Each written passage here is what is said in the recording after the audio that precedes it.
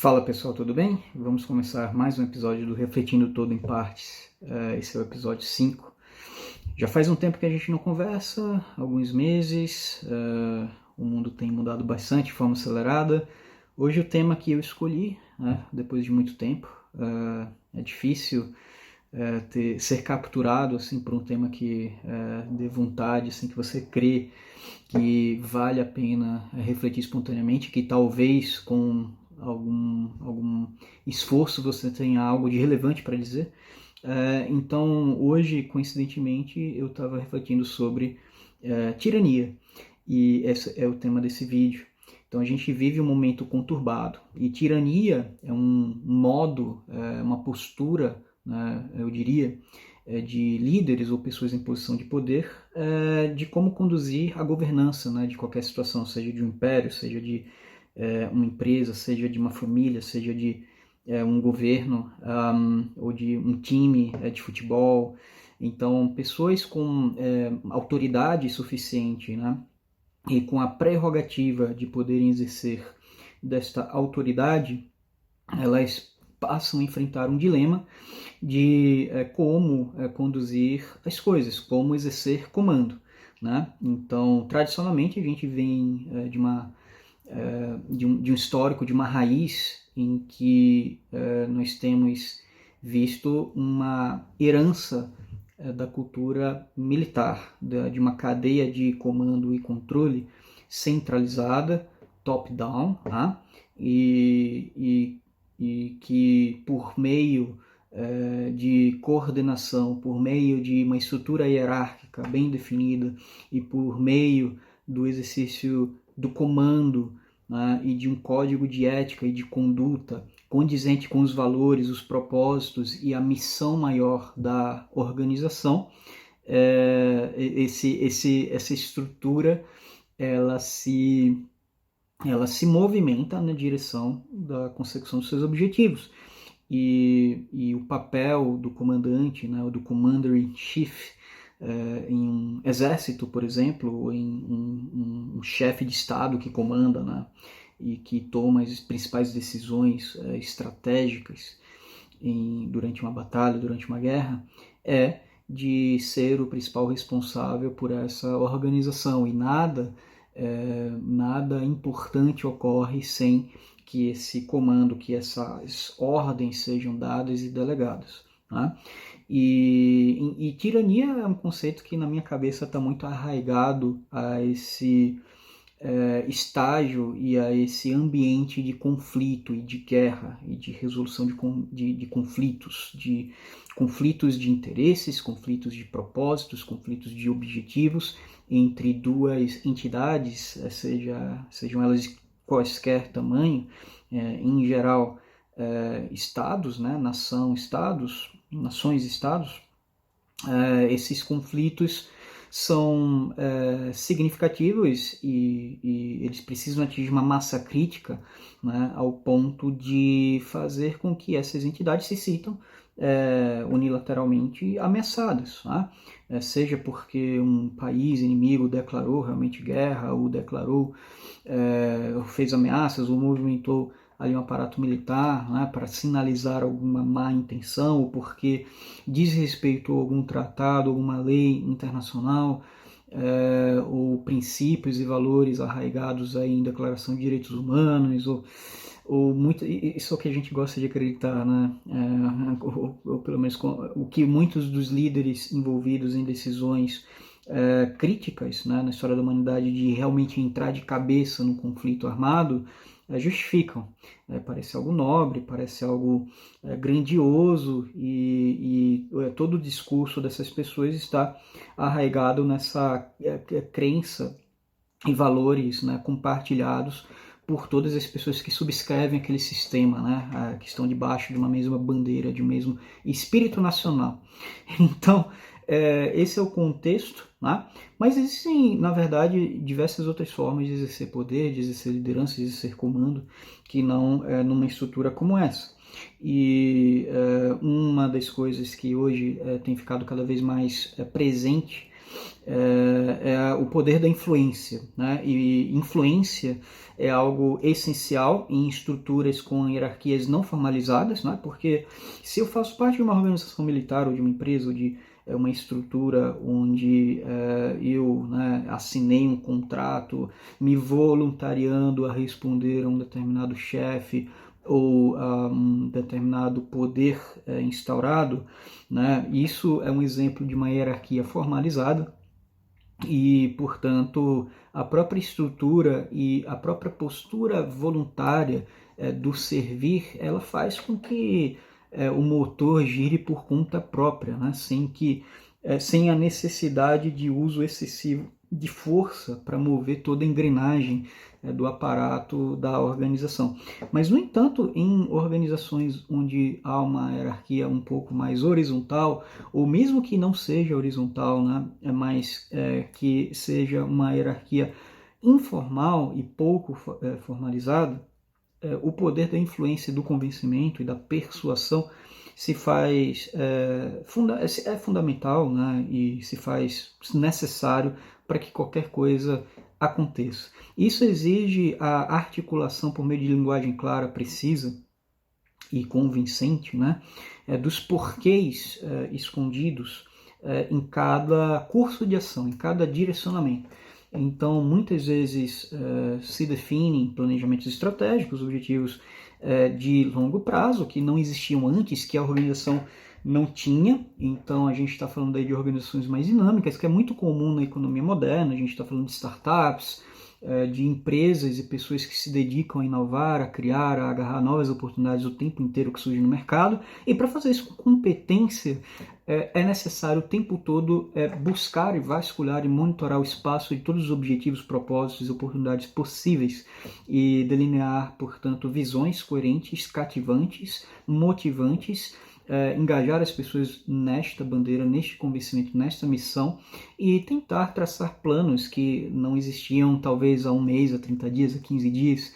E as empresas e organizações que têm liderança suficiente, habilidosa suficiente para criar esses planos, dar estabilidade aos mesmos e reorganizar papéis e engajar pessoas-chave, são aquelas que acabam na nova economia tendo uma alta capacidade de execução. São organizações mais fluidas, são organizações mais ágeis, são organizações menos rígidas e menos baseadas em um único propósito estabelecido a ferro e fogo ali nas suas fundações, na sua constituição de missão, visão e valores, né? Não que missão, visão e valores não sejam importantes, continua sendo essencial na minha opinião, mas dessa missão de alto nível é que deve derivar todas as outras submissões e operações táticas no dia a dia para que a empresa realmente, ou a organização, a família, ou a escola, a gente pode estar falando de qualquer coisa, realize os seus objetivos. Então, o dilema e o problema da tirania, na minha opinião, ele surge com mais força e mais drama neste contexto de livres escolhas, nesse contexto de organizações mais líquidas, em que existe um controle, talvez formal ou não tão formal, mas o ponto é essa vontade de agir e de fazer acontecer. Ela pode se manifestar em planos, existe todo um tempo de amadurecimento de comunicação do plano, de comunicação de uma nova visão, de engajamento das pessoas, que pode ou não ser respeitado, né? Dependendo se trata de um objetivo de curto prazo, às vezes é uma pandemia que você está passando e o objetivo é justamente sobreviver a essa pandemia, essa situação de crise, né, instaurada, e as coisas têm que andar com velocidade. Muitas vezes nesse cenário é preciso sim líderes que exerçam, né, a autoridade, que assumam risco, né, e que digam, gente, o caminho é esse, a decisão está tomada, vamos a direção por aqui. Né? E ter essa capacidade é super importante, mas em outros contextos onde a gente não tem uma relação muito bem definida entre uma ameaça, um inimigo, algo de muito ruim, que a gente vislumbra que a gente tem uma confiança mútua compartilhada de que se essa situação ruim acontecer, realmente todos sofreremos e, portanto, devemos fazer algo e, portanto, esta visão que o líder da organização está passando parece fazer sentido e vamos todos juntos, é a nossa melhor aposta.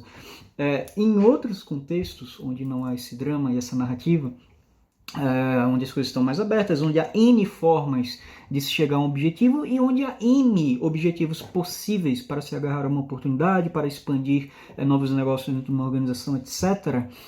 Aí os conflitos de interesse e as diferentes visões e direções precisam ser realmente equalizadas, equilibradas, e precisa haver um mínimo de consenso, o que a gente chama tecnicamente de buy-in, né, das pessoas envolvidas, para que todos trabalhem com afinco e com um senso de propósito. E o problema de líderes tirânicos é que nem sempre isso é feito da forma adequada por um motivo muitas vezes de impaciência. Eu creio que uma das principais características do tirano é a impaciência, uma visão de curto prazo, uma visão de que um apego, né, com a sua própria visão é exacerbado, de que essa visão é a única, talvez correta, é a única que realmente faz sentido. Existe às vezes um sentimento egoísta de não permitir que outras visões, mesmo que complementares, mesmo que similares, e mesmo que avaliadas como talvez mais robustas ou com maior chance de sucesso, prevaleçam na organização por uma questão de crédito, né? Ah, mas esse plano não fui eu que pensei 100%, não fui eu que concebi originalmente. Então, essa vaidade, muitas vezes, e essas faltas de virtude, falhas de caráter, muitas vezes estão presentes na figura do tirano. Não é que deixam esses sentimentos de inadequação e insegurança prevalecerem sobre o bem maior, que é cumprir o propósito, seja esse propósito tendo sido delineado pela equipe ou tendo sido delineado pelo líder tirânico. Então, um dos aspectos que eu queria destacar, o outro aspecto que eu queria destacar, falando um pouco do filósofo Nietzsche, né, que tem o conceito de niilismo e da diluição aí dos valores tradicionais da sociedade. Ele famosamente ele falou a frase: Deus está morto, né, nós matamos Deus e tudo mais.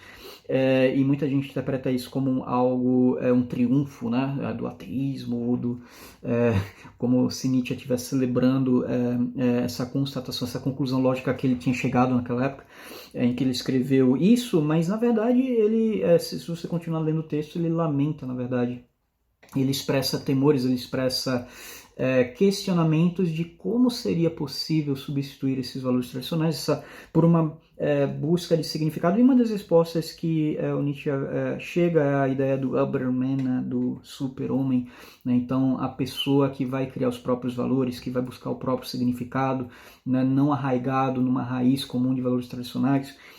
E aí o Tolkien, né, de Senhor dos Anéis, ele captura um pouco dessa ideia também ali naquela trama da Terra-média, né, onde o Sauron ele aparece como uma figura muito semelhante a esse Überman que o Nietzsche havia delineado, que é um self-made man, né, um craftsman muito habilidoso, que tem muita habilidade manual e intelectual, tem muito conhecimento e usa esse conhecimento para perseguir os próprios objetivos sem ser limitado, sem estar arraigado a qualquer modo de vida pré-existente, sem consideração pela harmonização e pela harmonia de povos e nações e culturas que ele considerava inferior.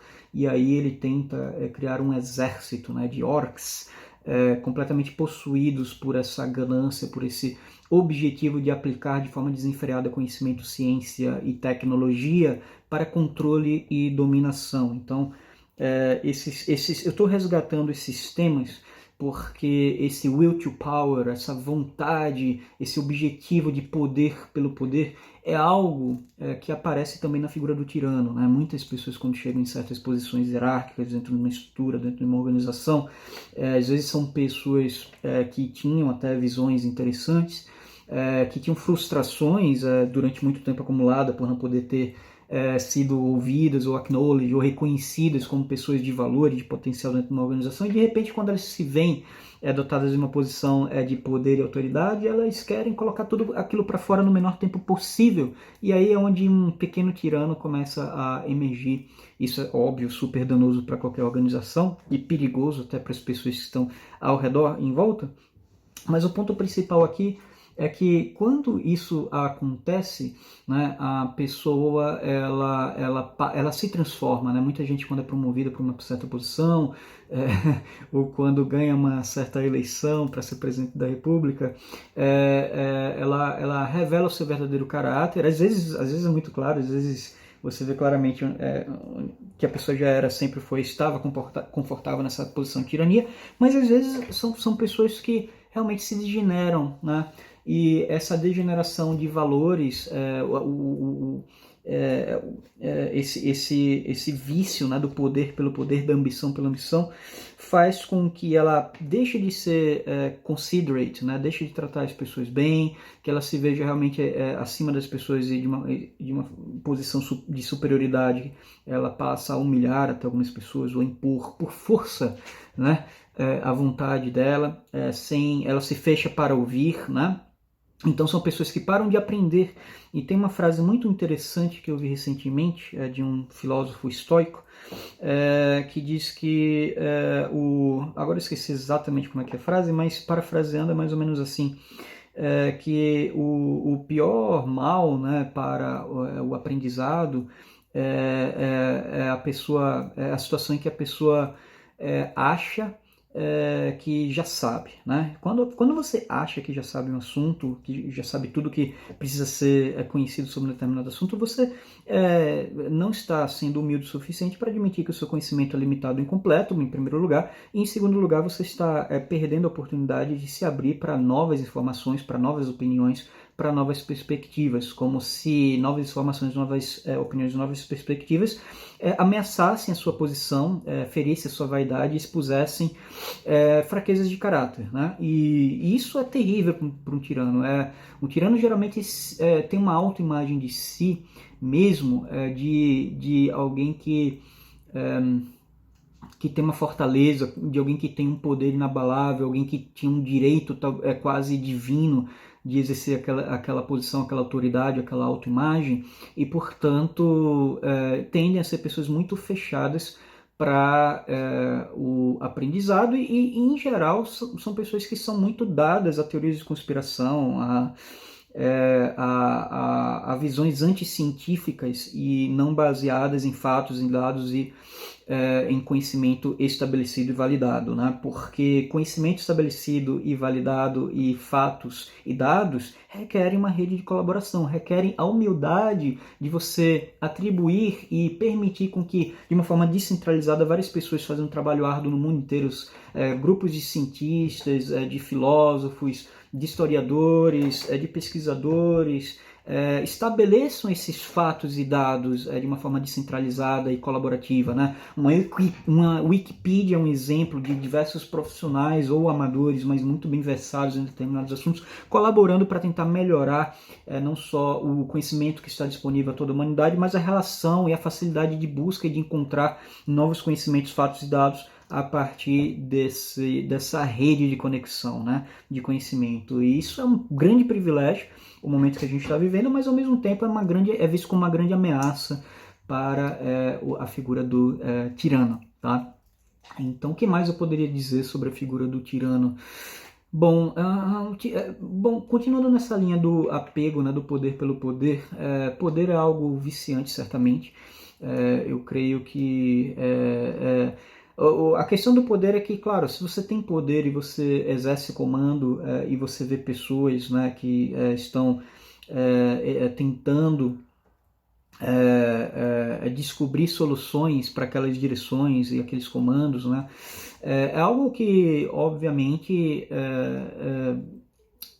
deve para pessoas, né, que têm essa tendência, líderes que têm essa tendência de degenerar para comportamentos tirânicos, deve dar uma grande satisfação de ver toda essa mobilização, essa coordenação, né, e esse crédito, portanto, de colher os louros, né, de ver as pessoas resolvendo um problema que ela identificou, que ela determinou uma direção, né, ou que ela interveio ali constantemente na consecução de um objetivo e portanto, esse mecanismo de recompensa, né, dessa satisfação, desse egoísmo, dessa vaidade, ele reforça esse comportamento ainda no futuro, e a pessoa passa a não considerar outras formas de exercer comando, né? Como, por exemplo, praticar escuta ativa, como, por exemplo, soltar e realizar perguntas, né, para uma equipe, para que eles tragam as respostas, que muitas vezes é quem tem mais conhecimento sobre um assunto, né? Essa delegação de autonomia, de liberdade, e esse compartilhamento de conhecimento e essa vontade de desenvolver as pessoas e o grupo para que o conhecimento e o comando e a auto-organização esteja distribuída e seja disseminado pelo grupo é algo que um tirano jamais faria, porque ele se sente ameaçado, por exemplo, que alguém tome o seu poder, né, e tome a sua posição. Então isso é muito comum de acontecer na natureza, né? A famosa categoria dos macho alfa, né, que é muito comum em espécies, biólogos observam esse comportamento o tempo inteiro, né, em espécies de macacos, chimpanzés e outros animais, que literalmente existem ali um rival ali no bando que desafia a autoridade e o poder do macho alfa, do líder do grupo, né, geralmente em disputas bem violentas e brutais, né, e uma vez entrado num confronto físico, muitas vezes brutal, violento e sangrento, em que uma das partes abandona de uma forma ferida, né, o grupo para morrer sozinho, para tentar a sorte e ser aceito por outro grupo, que é extremamente raro, ou muitas vezes morre durante a própria disputa, né, e esse chaveamento de poder no mundo animal ocorre dessa forma. E como nós temos uma herança genética, né, compartilhada entre diversas espécies, é muito comum que o ser humano, que esse comportamento tirânico, ele emerja na sociedade humana de uma forma puramente por meio de impulsos biológicos. E a tirania e a hierarquia é algo que existe arraigada em estruturas biológicas, estruturas não humanas. Não é algo que a humanidade inventou. Hierarquia, comando, tirania, autoridade, disputa, senso de justiça. Você tem experimentos que mostram claramente, o pessoal até filmou isso, né, macacos, né, em duas jaulas, né, e aí você ensina esses macacos a cumprir uma determinada tarefa que exige algum movimento físico, ali você recompensa esses macaquinhos ali com duas uvas ou com algo doce, né? E aí de repente você acostuma esses macacos, esses dois indivíduos, esses dois sujeitos nessa dinâmica de cumprir a tarefa. Se falhou, não recebe uma recompensa. Se conseguiu resolver a tarefa, recebe uma recompensa. Isso é aquele famoso efeito de Pavlov, né? Do sininho que ele tocava lá para o cão. Então é um resultado clássico em psicologia comportamental, mas o fato é, quando você de repente acostuma dois indivíduos, no caso dois macacos, com esse esquema de recompensa, e você, para um deles, unilateralmente, continua dando a uva, e para o outro você dá algo que é amargo, ou que é percebido como de valor intrínseco ali pelo macaco, de valor inferior ao macaco do lado, automaticamente esse macaco que está do lado vai jogar enfurecido essa pseudo-recompensa que você está dando para ele, e ficar agitado e balançar a gaiola, o que mostra que o senso de injustiça, de equidade, está presente em outras espécies animais há milhões e milhões e milhões de anos. Isso está nos nossos genes, né? Não é algo cultural que surgiu na linguagem escrita ou um fruto de um exercício filosófico muito sofisticado. É algo que já existe no conhecimento acumulado de gerações e gerações de espécies de animais. Então, muitas vezes essas motivações intrínsecas biológicas contribuem também para a emergência e a formação do tirano. Então, gente, como é que a gente pode primeiro se prevenir contra a tirania nas nossas próprias vidas? Bom, em primeiro lugar, eu acho que a reflexão é um fator importante que a gente tem que sempre levar em conta. A gente tem que sempre estar se questionando as nossas próprias motivações. Eu quero acreditar que muitas vezes esse comportamento tirânico é muito arraigado em sistemas emotivos, emocionais. Então é super importante autocontrole, super importante a inteligência emocional para você identificar quando você está com raiva ou quando você está frustrado. O tirano, ele não consegue lidar com a frustração, né? E muitas vezes ele se impõe ali na hora que ele é confrontado, quando ele não tem uma vontade imediatamente satisfeita, né? Então é muito importante vocês prestarem atenção nisso, e monitorar essas coisas para que vocês não estejam agindo aí da mesma forma que um tirano, tá? Eu acho que um segundo fator aí que vocês podem tentar fazer de exercício é a escuta ativa, é vocês tentarem praticar humildade, escutar mais as pessoas que estão ao redor, considerar e exercitar, mesmo que vocês não estejam acostumados a fazer. Tenta abrir mão da sua própria vontade, do seu próprio plano.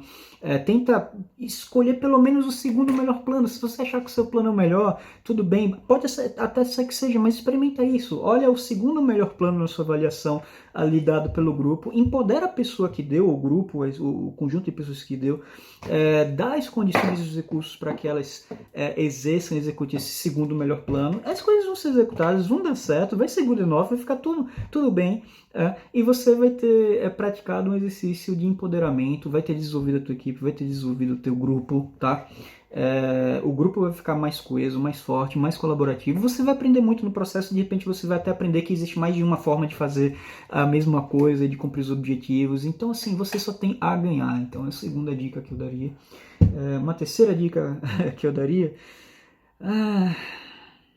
cara, deixa de ser rígido, deixa de pré-julgar as pessoas, né? Deixa de uma forma apressada, diminuir o valor das coisas, ou achar que as pessoas estão mal intencionadas o tempo todo. Então o tirano se sente ali o tempo todo ameaçado, e ele acha que a visão dele é nobre, pode até ser nobre mesmo, mas, sabe, relaxa. Confia mais nas pessoas que estão ao teu redor, né? Empodera elas, tenta conhecê-las mais profundamente, esteja mais presente ao lado delas, que certamente você só tem a ganhar. E se você estiver lidando com uma pessoa, um líder tirânico, você tem várias opções. Uma delas é tentar se afastar o mais rápido possível, que às vezes é algo inevitável, exatamente o que você deve fazer, tá? Principalmente quando há abusos verbais, físicos, psicológicos, saia de perto da pessoa. Se for algo tolerável, tenta conversar com a pessoa, tenta ganhar a confiança dela, tenta mostrar alternativas, né? Enfim, não é uma situação fácil. Vou até tentar gravar um outro vídeo mais voltado para esse segundo assunto, como lidar com pessoas tirânicas quando você se vê numa estrutura tirânica ou de pessoas ou de instituições, né? Algo a se lamentar. Não acho que cabe nesse novo século, nesse novo momento que estamos vivendo, em que tudo está mudando o tempo todo com muita velocidade. A gente precisa ser líquido, a gente precisa ser criativo, a gente precisa ser inteligente. E tirania, rigidez, inflexibilidade, né? Estagnação, falta de aprendizado, não combina nada com isso. Então é isso, gente. Estou muito feliz de ter gravado esse vídeo. Acho que consegui fazer algumas reflexões espontâneas. Até a próxima.